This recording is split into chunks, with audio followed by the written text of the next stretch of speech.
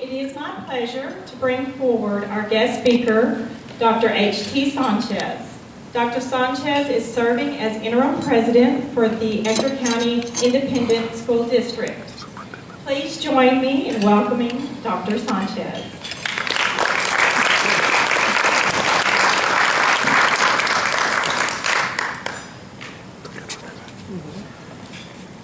Well, thank you for the opportunity to come and share information with you. If you can't hear what I'm saying at any point in time, you can ask and I'll be more than happy to speak up. As a former high school principal, I'm pretty good at projecting my voice, and so I'd be more than happy to do that here. So,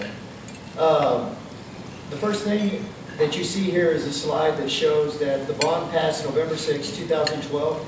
It was $129,750,000. It passed with 63% approval. Across the state of Texas, that was one of the higher approval passing percentages in the state. And so we do give a lot of credit to the group that went to work and sharing information out into the community about the need in terms of student enrollment growth. And so as a result of their work, I'm going to share the information of where we are. On November 15th, the ECISD trustees approved an architecture firm for the projects. Parker, Smith, and Cooper are currently working on the elementary school designs. And so what they've done to this point is they've invited in principals, they've invited in the perspective of educators who would understand the complexity of an elementary campus. And so Parker, Smith, and Cooper, they've also included in, if you remember, there was a survey that went out in the Odessa American that asked what is the priority in terms of the public's view of what we need to be sure that our schools present. And so Parker, Smith, and Cooper took that information in, and as they began designing out different models, which I'll show you a little later on in the presentation of some of the thoughts and ideas they had, they worked community feedback in. JSA architects were hired for Odessa High School. They've done work at Odessa High School before, so they were a good group to continue work there. And then Hunter Corral and Associates for Permian High School. The work that you see when you pass down 42nd in front of Permian, the office entryway, that was done by Hunter Corral and Associates, so they understand the nooks and crannies and so on and so forth of Permian. In terms of the school design work, on December 2012, the architectural firms began the concept work. And the way they did this was different than in the past. What was different is Mr. Garcia at Permian and Mr. Nelson at Odessa High School, as opposed to saying, hey, we're getting new square footage and it will arrive and we'll make it work, it was very different this time around. The format was going to the Booster Club parents, inviting in parents, doing the phone messaging, asking them to come in, going to the students, asking them what they felt was a priority, going to the teachers and asking them what they felt was a priority. And based on that information, documenting that and turning that over to the architects and saying, here are the things our students, our parents, and our teachers feel are important as we do this work. So Mr. Nelson did that at OHS, Mr. Garcia did it at Permian, and so over a series of meetings, they went from larger groups to smaller groups to very specific groups. And so with both high schools, they made a concerted effort to go out to the end users. That was very important in the design work. In terms of the survey, as I mentioned, the survey went out to the entire community, and so people had an opportunity to say what was most important. Interestingly enough, following the facts on the gun control issue, the #1 item was safety. That student safety was the big thing with the elementary campuses. And so how do you take new construction and how do you make these schools safer? Other work that we have for the future is how do you take our existing schools that have all the open doors out to the playground areas and how do you secure those as well? What are some things that can be done there as well? In terms of the high schools, the same question. How do you address safety there? And so I'll touch on some of that when we take a look at some of the high school design, specifically speaking to a closed campus concept that's been brought forth by some citizens at some of the open house and town hall meetings that we've done at Permian, Odessa High School, and all of the junior high schools except for Edgar. That's the last one, and we actually have that coming on. In terms of the sale of the school bonds, you know, one of the things that is a point of pride is we ended up with a 3.49% interest rate on the sale of the school bonds. I don't know how many people have 3.49% interest on their home. Decent credit, and I don't have that.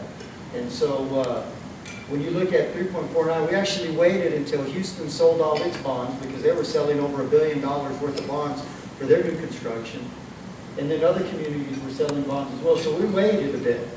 And we ended up catching one of the lowest interest rates at 3.49. The other thing that we structured in the bond was an early payoff. As we went around, we took note that community members said, all right, if this bond passes, can you structure it so that we can pay it off early? And we don't have to wait for full maturity and then only pay off the bond at that point after investors have had their full opportunity to make as much interest off of it. So what we did is we structured the bond so that $30 million of the bond can be paid off as soon as in a year. So within a year, we'll be able to begin paying off that bond and actually accelerating payments to the principal. I'll give you an example of what that looks like. In our 2003 A series bonds, we owe about $1.9 million on the 2003 A series bonds.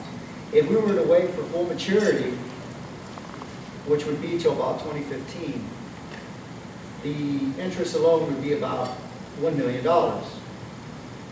Because of the benefit of property value going up, we actually are now able to pay off the 2003 A series bonds in August.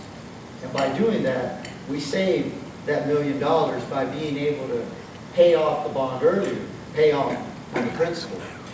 So what that means in the long term is we're not paying interest up until 2015 on that money. We're actually done with that 2003 A series. It leaves about $50 million. And so what we're taking a look at with this bond is with the $30 million that we structured out of the 129, we can pay that off within a year. We can pay that off as soon as we have the funds available. So say the property value continues to hold high, hold strong. We're able to take those proceeds in and turn them directly to principal. It's the same thing that you do if you buy a house. If at the end of the year you can work an extra payment or two in, you end up paying less interest in the long run as you knock down principal. And so for the long run, there are always those options. Well, we can turn the money back to the taxpayers, and that's always a good option. But then you take a look at the long run, you end up paying more interest. If you take the funds that come in and you cover principal, then you end up paying less on interest and more dollars go towards principal. And so that's just sound financial management. And so in working with the board and also being responsive to the community, that's what makes sense is if the funds are there, pay them off early while we can. Hopefully the oil market and the gas industry and everything that's supported the Permian Basin will remain strong. And should it, that will allow us to pay these bonds off sooner. But should they not, paying in early never hurts. It really never hurts anything, paying more on principal early. As you can see, the maturity date of the bonds of the other 100, or it's roughly around 900, let's see, 900 million, the maturity is 2028. So that's just some information that I wanted to share is that we're already taking a look at the 2003 series bonds and paying those off early. In terms of land purchases, we did buy one home at 1305 Grand behind Odessa High School, and I'll show you on the map where that is. We're beginning to buy those homes. What was interesting is 2 years ago, this home that we bought for $119,000 was $25,000. And so that's what property value has done in the Permian Basin. And of course, you know, I won't tell stories about, we have some folks who have some homes back there, they're adding on to their homes right now knowing that we're about to buy them. It doesn't change what the appraisal district has already cited, and so that's part of the work that we're doing there. I'll show you where that is here on the map. We also purchased land on the southeast corner of 87th Street and North Dawn for the Northeast Elementary. So think around Ratliff Stadium, and I'll show you a picture of that property. we were able to purchase it from the Hurt family, and they were very generous in that we bought that below market. The other location is 1,000 feet south of the corner of 16th Street and Knox Avenue. This will be our furthest west elementary school. And then another site that isn't on here, but I do want to express appreciation to Mr. Gardner, is the Kellis Turner Park site, which actually, once that's completed, will save taxpayers $500,000 in not having to purchase that land. And by that, what the district's doing is we have land behind Cavazos Elementary, and so we'll turn that over to the county for a park, and what we'll get from Kellis Turner will be the park and land to put the school. So now you'll have two schools on the west side with parks, and the district will take on the obligation of maintaining the parks.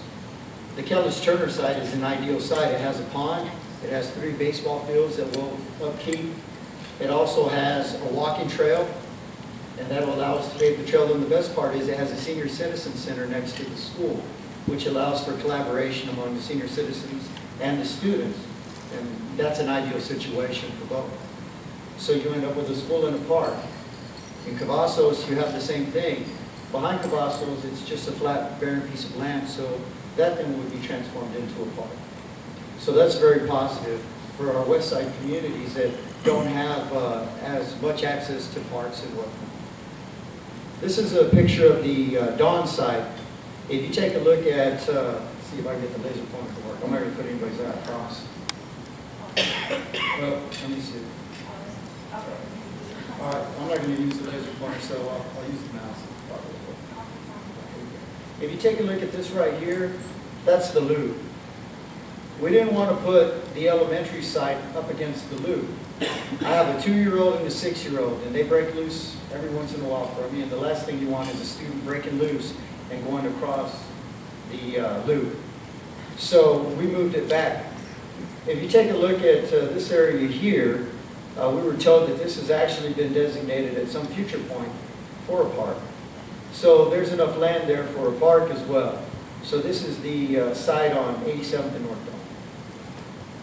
This is the site on 16th and Knox. As you can see, 16th Street runs here, and here's Knox. And so again, we didn't put it right up against 16th Street because it's very busy. So it would be off the ways. As you know, we have about 10% of our elementary seats open west of the loop, but now growing well over 25 to 30% of the student population west of the loop. When you take a look at the northern side, Jordan Elementary has 938 students right now. And so that site allows us to take Jordan Elementary to what it was intended when it was built, around 650. Dr. Donnie Norwood actually told me that he was the first principal of Cavazos, and when it opened, it had a nice teacher's lounge and it had some really great amenities. But the first year it opened, the teacher's lounge was turned into a classroom. And so they were never able to take advantage of that. Has been the growth on the west side. Both Fly and Cavazos next year will open with a waiting list, as will Jordan, which means if parents don't show up to register and enroll their kids, then they don't get their spot. And so kindergarten enrollment on these 3 campuses looks like it looks like a magnet school, and they're not magnet schools. And the enrollment is at that point. So we finally got to the point to where portable buildings are not an option at the elementary level, especially when you talk about student safety, and a portable building not connected to a building isn't as safe a situation as an enclosed campus.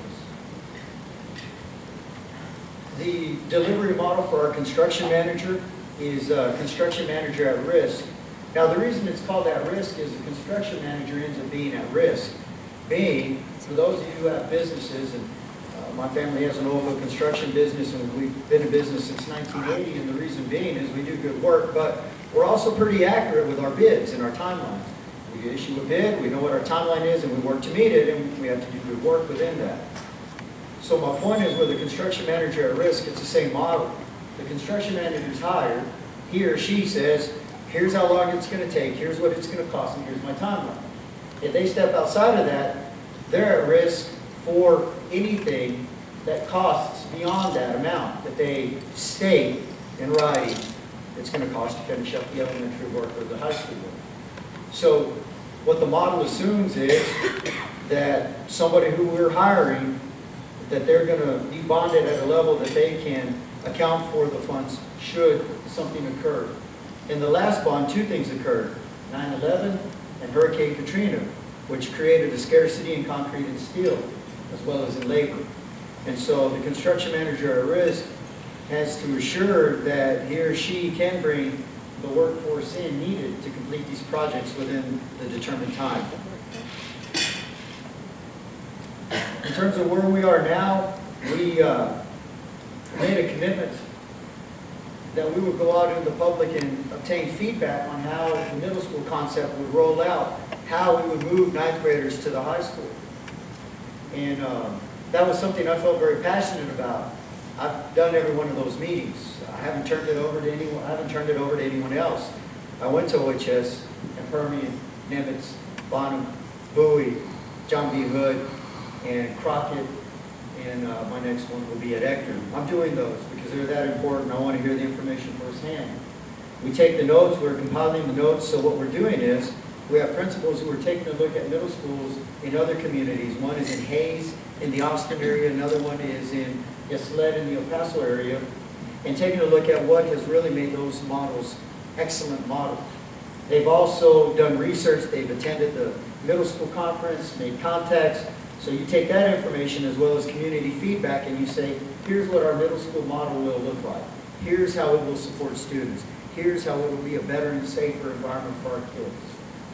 And so after all of that's compiled and options are put on paper, I'll go back around to the high schools. I'll go back around to the junior high schools and say, here's our plan based on your feedback, based on our research. And we'll continue to refine that plan until we get it to a point that we feel this is in the best interest of the students in Ector County. What we also did in terms of our concept work is, that's actually the back of Dr. Beatty's head right there. So, he's famous. So what we did here in terms of our concept work is the architects actually came into a board meeting and the architects said, all right, safety, discovery, collaboration, these are key pieces that the community said that they wanted. So design a school that promotes safety, collaboration, discovery. And so in essence, these are just some renderings of what we're talking about with the elementary school. You can see the large circle in the center as a learning hub. What's wasted space in every building that's built are hallways. So how do you transform a hallway from a hallway into usable space? If you look at the next design there, every one of us have been to an airport. And if you think about the more modern airports, as opposed to it just being a waiting area, you can plug in your laptop, they have shops, they have all kinds of things there in the middle. So it's not just the hallway to your gate, it's actually usable space. So when you take a look at this rendering here, if you have a learning hub, and you have all these other spaces, one-on-one space, a classroom, 2 classrooms, teacher workspace, then you end up taking a look at a different design. So if you take a look at it in terms of squares, you have 1, 2, 3, 4 classrooms here. You have a teacher area where they can put their items, purses, briefcases. You have a conference area where teachers can work together or work with parents. You have a one-on-one student area for small groups, students who have dyslexia or special needs that need one-on-one support. And then you have the equivalent of what would be a hallway. You have walls here that could potentially open up and allow a teacher to have a larger space, or if there's a presenter, for them all to open up into a central location. You have furniture that's movable. You have a wet area here that you could then open up and do your science work here into this larger area. So there's a lot of flexible space. So the hallway ceases to be something that you just walk through, but rather becomes something you can use. And as I mentioned, you're talking about walls that move for teachers to be able to work together. That's collaboration. You talk about flexibility in space. You talk about discovery. And you talk about safety. Because now your kids are in one central area. They're not having to move from one side of the building to the other. So less movement always creates a safer situation. This is what was given to us by our Odessa High School architects. They're, I guess, a little more, for lack of a better phrase, traditional, and decided to give it to us in writing. Our permanent architects gave us an electronic version. So what you're taking a look at in red would be additional space. This right here is the existing field. We're purchasing the homes behind here. The homes are all in this area that we're purchasing. What we're looking at is that's the pickup and drop-off area, parking lot area. And what we would then do is shut off this internal drive where you see the red lines. We'd shut that off. The buses wouldn't come through the middle of OHS anymore. It'd be closed. It'd be a walking mall. And you'd have pavers there. So instead of students having to jump out of the way when the buses are coming through, the buses would come through here on the top. So you address some long-standing issues. That was actually something that was brought forth by staff. Said it would be really great if we could have the buses stop coming through the center of campus. All right, how can we do that? Here's an option. For those of you who know Odessa High School, the auditorium is too small for performances. You can't get a full band on the stage. It's not broad enough. And so what we're looking at is across the street from the existing auditorium would be an auditorium that would accommodate a full-size band, a full-size orchestra, a full-size choir. The existing auditorium then would be transitioned to more of a, if you've been to Permian, the smaller black box theater and also some classroom space for choir, so you transition that space. What you're looking at here is the old Career and Technology building that if you're familiar with the old Career and Technology building, in some places it doesn't have doors because they don't make the hardware for those doors anymore. So we've had to create some very shoddy looking makeshift doors to be able to secure the building. So if you've been out there, you've seen it. You know what I'm talking about. It's the building right across from the cafeteria. What we're talking about is taking that, raising that, and actually building a two-story new structure there. So you're not broadening the footprint, you're actually using existing space that is not as usable. So I invite any of y'all to go to OHS and take a look at what I'm talking about in terms of the buses coming through and this old building and its utility, as well as take a look at the auditorium. So we're looking at where the red boxes are, that would be additional space. We also have the cafeteria in red because should the community come forward to the board and present a concerted effort that we want to close campus, there's the availability to expand out the cafeteria for that. And close campus in terms of its conversation, from what I heard at the Permian meeting from the parents who attended was, you end up with kids who leave for lunch and they don't come back. You end up with kids who sometimes find themselves in trouble because they leave after lunch and they go out into the community and do things they don't need to. From you know, things in terms of inappropriate relationships all the way to substance abuse to getting into crime and whatnot. So if you keep them there, you have a better opportunity to monitor them. Attendance improves, and if they're there, they can learn. Those are some things that we're putting forward. In terms of the Permian design, I'll just touch on this one. I'm going to be mindful of the time that y'all have extended to us. Is if you take a look at this section here where the current tennis courts are at Permian, would be where a two-story addition would go. You can also see the addition of a gymnasium next to the existing gymnasium. You can see the existing band hall would be expanded, and there would also be more work space here for athletics. What we're looking at in each of these little areas, if you'll remember in the elementary design, there was teacher workspace, teacher planning, collaboration space. So within the existing campus, we would do some of that. The other thing that we're looking at on both campuses is how do you create small learning communities within these areas. So if you imagine this box, imagine it as a small school's principal's office, counselor's office, attendance clerk's office. A swath of classrooms then are tied to that, and what that allows for is the math, the social studies, the language arts, and an elective teacher all within that area, so students who are in that school, their classes would be in that area. Of course, the science wing is down here, and science wings are difficult because of gas and plumbing and so on and so forth, so they're not as easy to move, they're not as portable. But what it does in essence is it increases hall passage time and congestion by the classes all being in proximity. That was a recommendation by the faculty. In terms of what the Permian rendering might look like, these are some conceptual drawings that were shared with us by Hunter Corral and Associates. This section here would be the two-story addition where the tennis courts are. And you can see one view of it.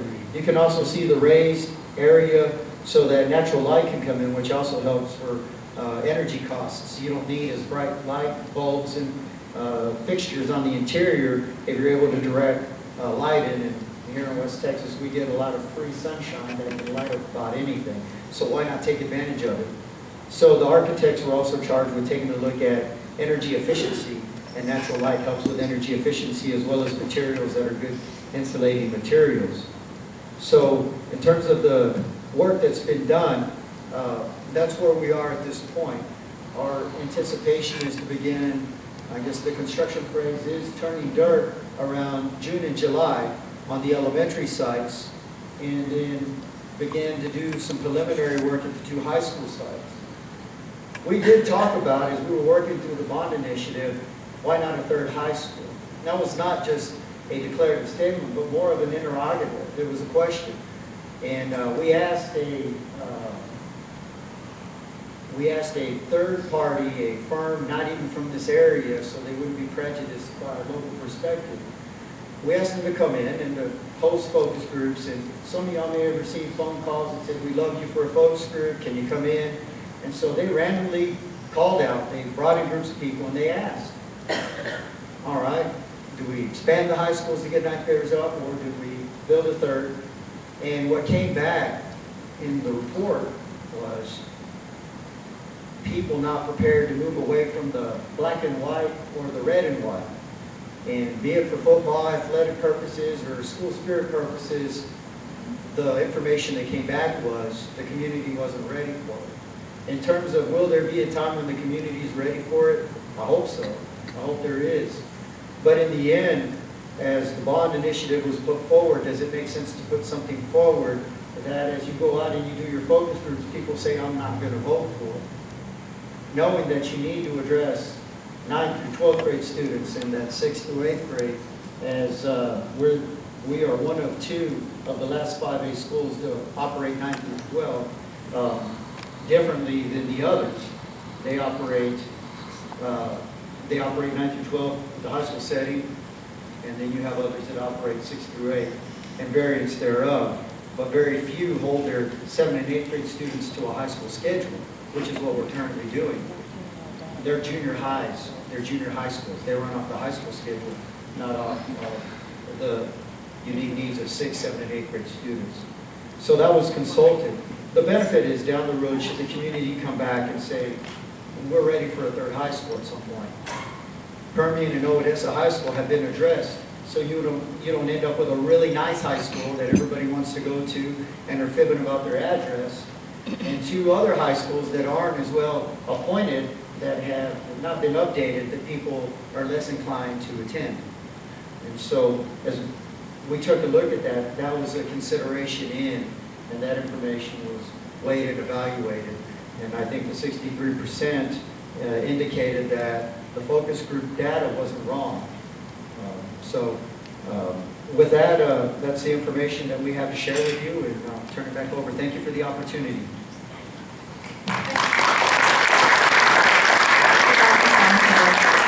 You know, and with this presentation that Dr. Sanchez presented to us today, we knew that questions would come from that about the school board, because that's where all the communication is coming from, and that's where all the questions. So I would like to bring forward Dr. Ray Beaty, president of the school board, to step forward at this time. Dr. Beaty is here to answer questions that have been submitted prior to the meeting time. We will first address those questions, and if time allows, we will take questions from the floor. We are short on time, so we will be able to take just a few questions from the floor. Please stand and clearly state your question. Questions from the floor will be limited to 1 per person, so that we can answer as many as possible. So let's get started, and let's welcome Dr. Beaty.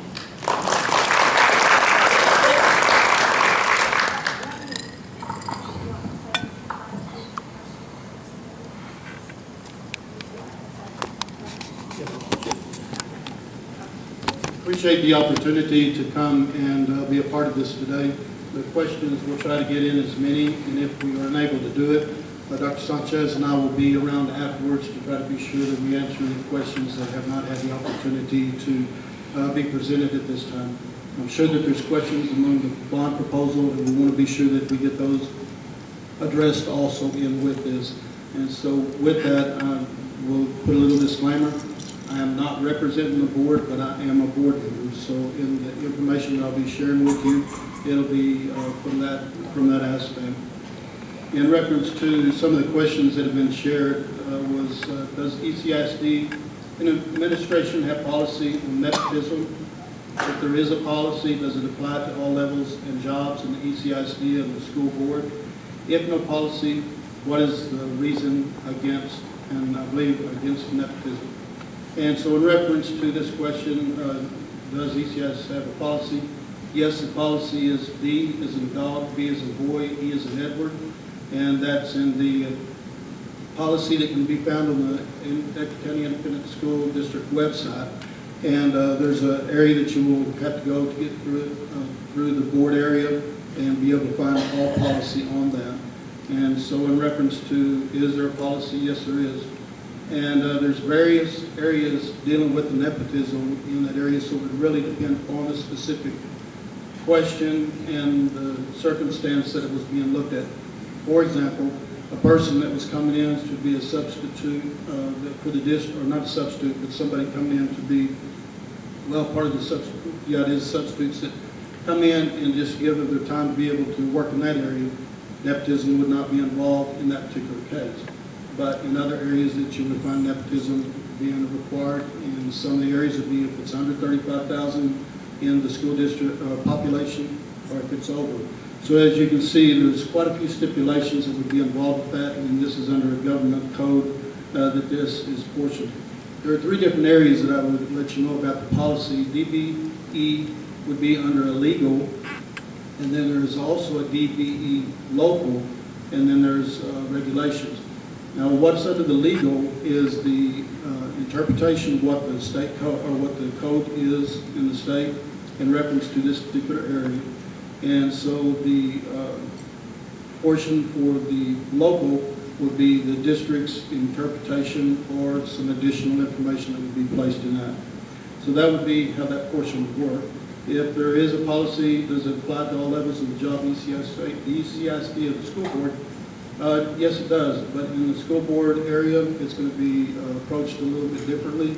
And then with the staff in that portion would also have a little different stance. So as you can see, it needs to look at the policy and go from there. And so in reference to a nepotism and a policy with ECISD, yes, there is. And the second question on ECISD policy for employees, are employees including administration required to live in the taxing entity of the employee? There is no policy in reference to that. It is great to have them being able to live in the community. And one of the concerns of a teacher must live in the Ector County to work for ECISD, or can they live in Monahans, Midland, and so on, and be paid for with Ector County residence taxes? It is the ability for them to live anywhere that they need. Unfortunately, we're in a housing crunch, and so right now, a person being able to find a place to live anywhere is quite a trick.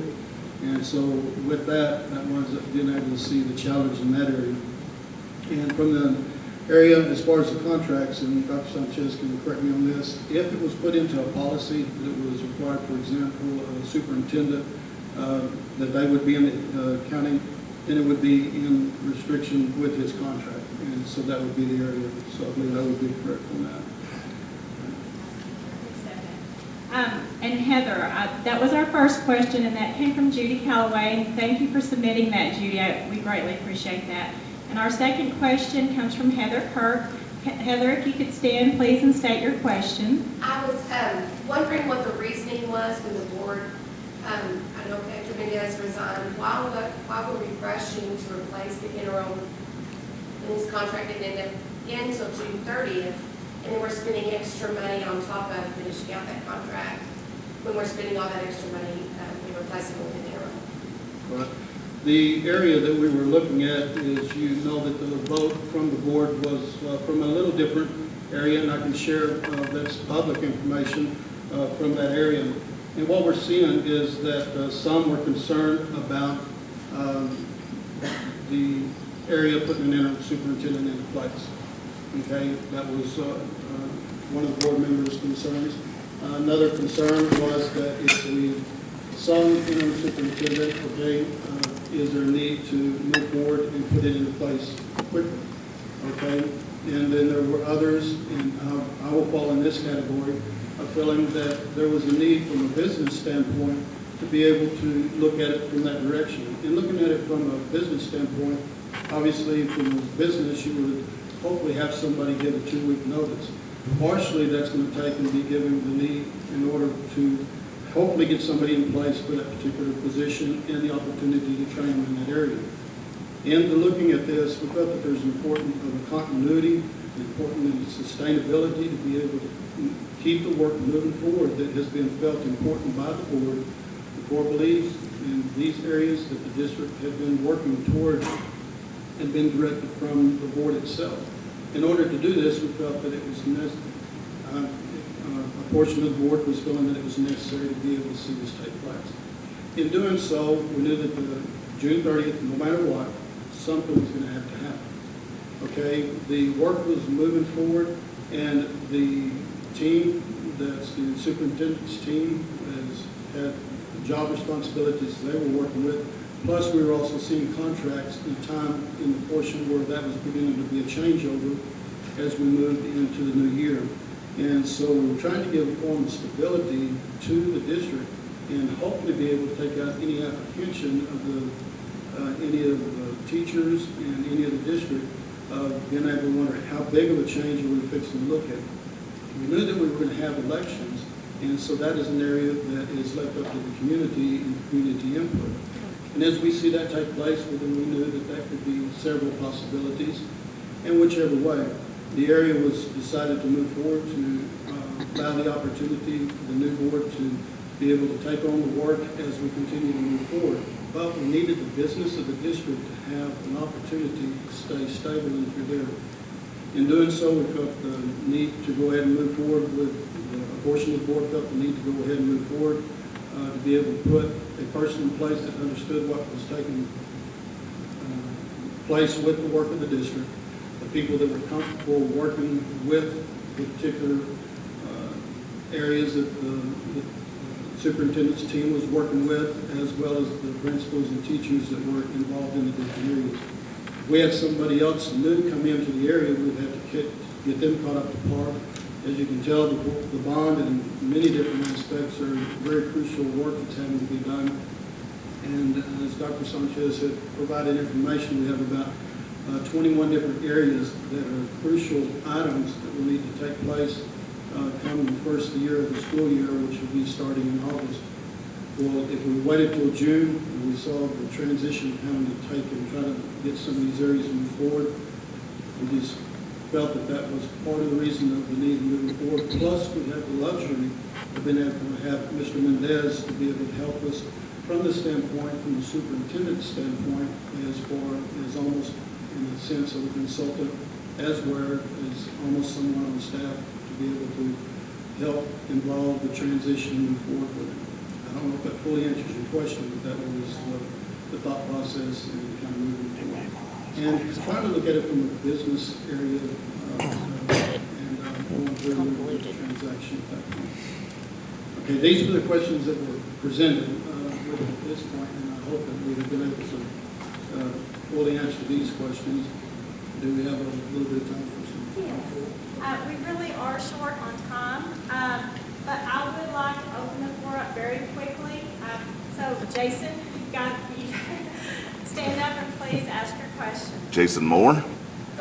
We've met, right? Yeah, I think we've met. Dr. Beaty, with all the controversy surrounding CSCOPE, what is the board doing to independently verify what all the controversies are surrounding the content of CSCOPE and some of the more controversial aspects? And if the legislature does away with CSCOPE, say to the radical side, they do away with CSCOPE, what is ECISD going to do to compensate for taking it out? We feel that it's very important in reference to a structured environment in that area, CSCOPE has been able to provide an area for buddies. And I'm going to use the help of Dr. Sanchez here in a minute to take and fulfill a little bit more information. But in doing so, there are areas that are being moved forward. And so the responsibility of the board is to be able to work with these particular areas that you're talking about and to study these issues and follow it from the state level. There's areas that are in play right now that Dr. Sanchez can share a little bit more about in reference to what is being done with CSCOPE and how it's being moved forward and how it is in conjunction with working with the board in this. So Dr. Sanchez. What we're doing right now is, unlike other districts, ECISD has never required the exemplar lessons. So a lot of the concerns that came out were in the exemplar lessons. The exemplar lessons in 2007, that's where the reference to draw a communist flag and these other pieces. Those were removed in 2007, 2008, which wouldn't have mattered to us regardless because we don't use those. We don't require those. That's not part of what we ask for. What we use is the scope and sequence, which is basically within these 2 weeks, we're going to teach, for example, subject-verb agreement, or we're going to teach manifest destiny, or we're going to teach ratios. And it's up to each individual teacher or working with collaboration with another teacher to decide how they're going to deliver that information. So why is that important? Across the district, we have, in a very rough sense, about a 40%, I guess the best way to describe it is a 40% transient rate where, I'll give you Gonzales Elementary. You take 10 kids at Gonzales, at the end of the year, out of those 10 kids, 4 of them are new. And so where do those other 4 go? Well, they don't disappear. They don't go to Midland. They go to another ECISD school. A lot of that's driven by rent and availability to be in other places. So what we do require is the scope and sequence. But it doesn't drill down to saying how you teach it. It just says you teach these big ideas. The other piece that we use is the instructional focus document, which lays out, here are the key vocabulary words that in statute, because our curriculum is actually in statute by the state legislature, these are the key words that you need to know. I mentioned manifest destiny. So you need to know manifest destiny, you need to know Lewis and Clark, you need to know Sacagawea, you need to know the whole idea of the Louisiana Purchase. So in that way, the instructional focus document lays out that, but it doesn't say, all right, so here's how you teach it. It just says, be sure you cover these things. Well, guess what? Textbook has that information. That's a reference source. And there are other reference sources. Veteran teachers are reference sources. Those are the pieces that we use in the sense of, here's the lesson and how you deliver and what you have to say. We don't do that. So in terms of what are our next steps to your question of, well, what if CSCOPE goes away? If CSCOPE goes away for us, what we did is we've trained principals, teachers, and some of our campus curriculum facilitators, whose whole job on campus is to help teachers with the instructional delivery piece. They've been trained in what's called curriculum auditing. So what's that? That means you take the state statute, you break it down, and you take a look at the scope and sequence, and you revise it, and you fix it, and you repair it, and make it your own. We're doing that right now regardless of what the state does. Our goal is over a series of 5 years to not have CSCOPE curriculum, but to have an ECISD curriculum that has that scope and sequence, that has the instructional focus document, that's been built, perfected, improved by our teaching staff. At the end of the 5-year period, you want to continue to do that. You don't ever want to be behind again, because before CSCOPE, we had nothing. It was a matter of each, if you were a student here, you were covering fractions, and then you moved to this other campus, you might be covering the Pythagorean theorem, something totally different, and you're off base. What we've been able to do is you're within 2 weeks of each other. And that helps with a community that has as much movement as what we have. But we do have a plan in case the legislature does that. And even if they don't, it's still our plan. Is there any other questions from the floor? Okay, please stand. I have another question about the junior highs. In our first experience in public school, we've chosen to go to private school for elementary. But in my junior high, Bonham, I love Bonham. It's been a fabulous experience. It's been a great transition. But talking to our other friends, we have electives at Bonham that are not offered at any other school. And so we, our group was going to go to Bowie and do the AP program, which we do AP at Bonham, and then go to OHS. Well, now we don't have a choice in that. So if our choice is being taken away, and we would like to do this, well, for example, it's not even an elective, it's a mandatory course of minutes. that 7th grade has to take reading. Well, at Bonham, you don't have to do that. So my child has 3 electives, which she does athletics, orchestra, and choir. Well, at Nimitz, if she went to Nimitz, she would only she'd have to take reading, and then only have the opportunity to do 1 fine arts and 1 1 athletic. So, we're talking about the CSCOPE, which I agree. I've taught for ECISD for many years, and not there anymore, but even back in the 90s, we tried to align the curriculum. I agree with that. We have to do that because I've experienced that. But in the junior high setting, if we don't have a choice as parents or as students, why do we not have that same, Bonham is the same as Nimitz in offering those things?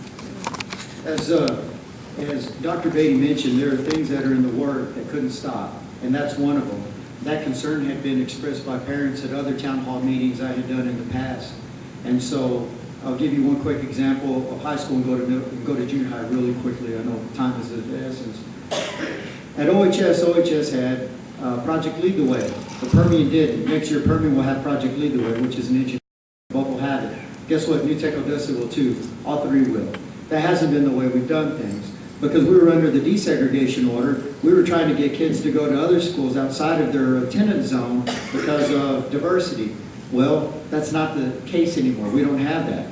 So what's been left is exactly what you described, is certain places had certain things that others didn't. Our work right now, actually the meeting I left to come here, was our staffing meeting on which teachers and which classes we're offering at which schools. And our work is to now provide the same opportunity for every student in ECISD regardless of where you are. We want the strength of that BUI AP program. We want it at Bonham, we want it at Nimitz, we want it at Hill, we want it at Ector, we want it at Crockett, we want it everywhere.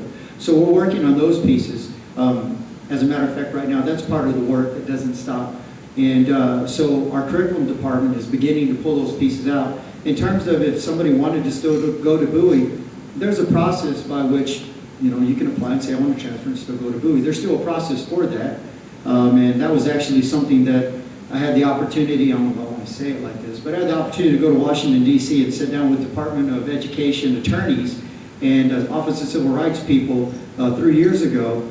And with these attorneys who had been working on this for years, here's little Odessa, West Texas, and we figured out how to diversify a district without using race as the primary key piece in it. It ended up being about a 5-page logarithm and spreadsheet to get it done, but we've been released from that, from the deseg order because of that work. So now we can have neighborhood schools with the same options for everybody else and not have to worry about moving kids around as much. But if people want to go to another school, they still can. There's just a process for it. And if you don't get in through the process, I worked it in our language and the board approved it, and it was, there's an appeal process. And the appeal actually goes all the way to the board. So you have an appeal process past administration where you can go before the board and say, I really want to go to this campus, and the board then can vote on it. So there's a process that goes all the way through. But yes, that has been an issue. It's not right, it's not fair. And I have a nephew in the system, and he's at Nimitz, and he takes reading, and he doesn't get to do, I understand on a very personal level.